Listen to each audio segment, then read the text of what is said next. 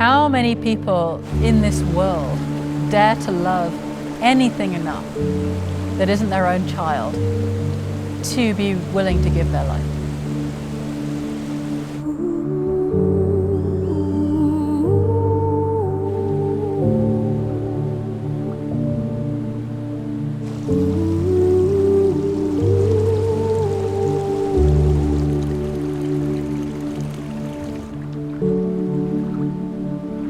No one will ever be able to touch the magic and beauty of that place that transformed people's lives.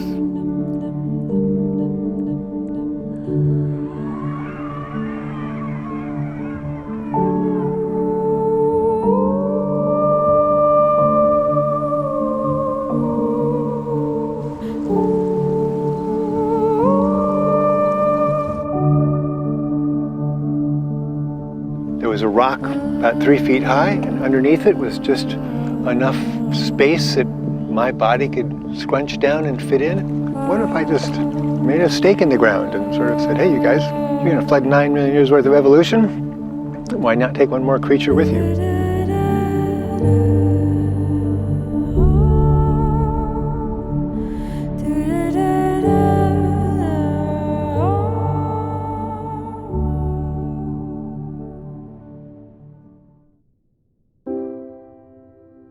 Mark allowed that place to have its way with him. He allowed that place to carve him out on the inside, like to fall in love so completely that it was not okay for him to lose that place. He was not okay for that place to just be wiped away.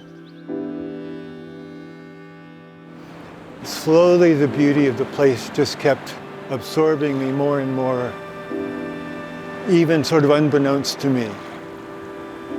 So it grew me, it grew all of us, and it grew even those who didn't know what they were coming for.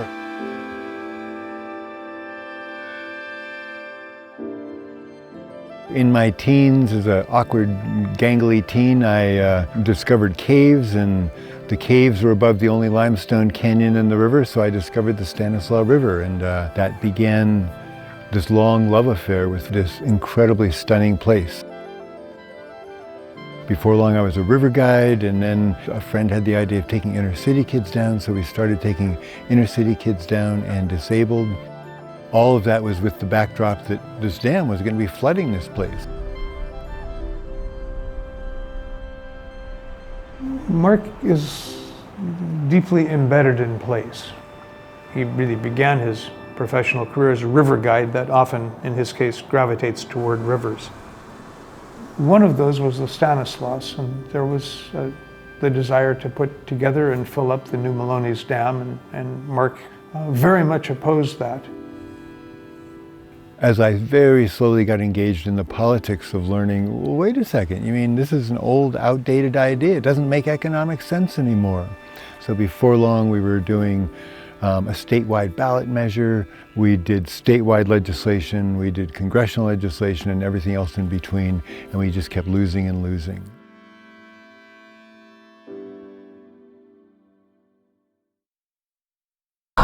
Northeast of San Francisco, near Sonora, a young man is holding back an entire river by holding himself hostage. He's going against a force that could be even more formidable than nature, the federal government, and he vows to stay where he is until he's sure he's won. My life is insignificant compared to all the life in this canyon, and I knew a long time ago that I wanted to help make that statement. I was 8 years old when Mark was chaining himself to that rock. Needless to say, I wasn't around to see the impact. I know that he was the most wanted man in America for that week. It was viewed as this incredibly newsworthy event. It got national attention on all of the networks. California's Stanislaus River. He was protesting an Army Corps of Engineers plan to raise the water level. Well, he unchained himself today after seeing a written agreement that the governor's office will monitor the water level. For that week, he will have woken people up to questioning, you know, like, we just take dams for granted, but actually here's one man willing to give his life to say, you know what, you can't take any river for granted. You know, what happens to this world when you dam all its arteries? My actions delayed things for a little while, and we lost in a big way.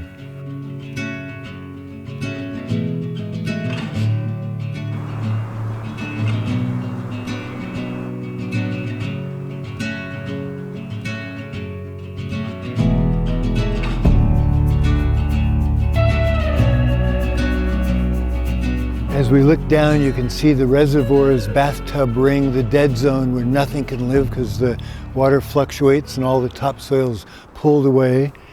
And below that, you see the finger of the reservoir's deadened waters. And what used to be under that was the miracle of Rose Creek, this remarkable little stream that went over the bedrock. It had pools and sliding rocks. You know, in the spring, it was just lined with colored wildflowers of all different shapes and sizes, and a reservoir transformed it into dead zone. When he lost his river, first of all, he had to internalize the belief that he had failed so completely that it broke him into a million pieces.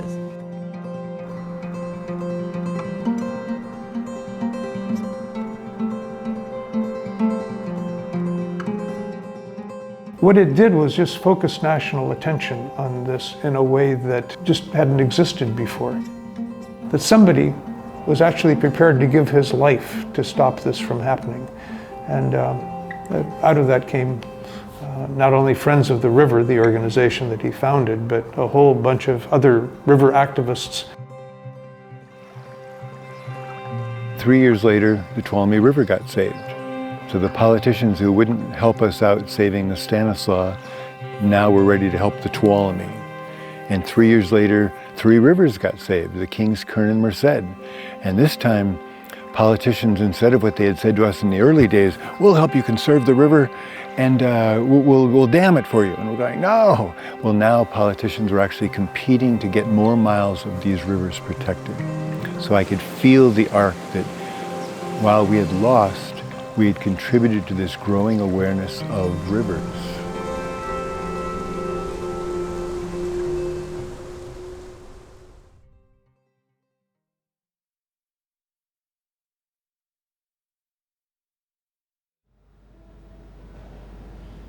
I think that community organizing of the sort that, if you will, Barack Obama did, and he was a really young man, but that a great many of us have chosen to do for our entire lives, is of critical importance in terms of keeping a planet that we can be somewhat proud of passing on to our kids.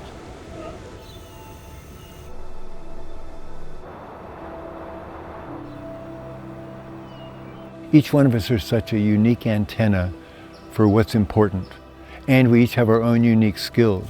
So it's great to find an organization and support them to do the work they're doing, and how do each of us find what's mine to do also now at this point in this great transition.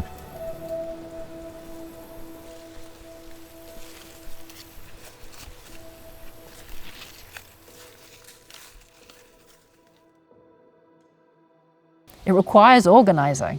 It requires enough passion, enough belief to keep having a go. You know, Mark never gave up.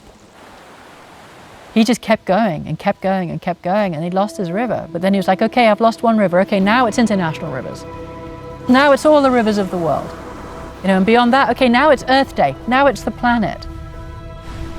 What's the more that can come up in you as you get more engaged and more educated and more passionate and more undone by your love of this natural world? There's more. So bring it.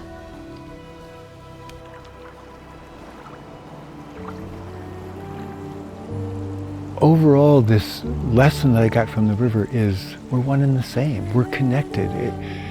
By trying to protect that place, I was helping protect me. And this interconnectedness we have, you know, the person who runs out in front of the freeway to rescue a child right in front of cars, it's like, what are they thinking? They could have killed themselves, but they were trying to rescue a life. So in our instincts, we know we're connected to much more. We're connected to life. And we have inherited a world that, oh, nature's out there. Oh, yeah, let's protect nature as a theoretical concept. And yet, as we spend more time breathing, as we spend more time outside, we connect with something much more.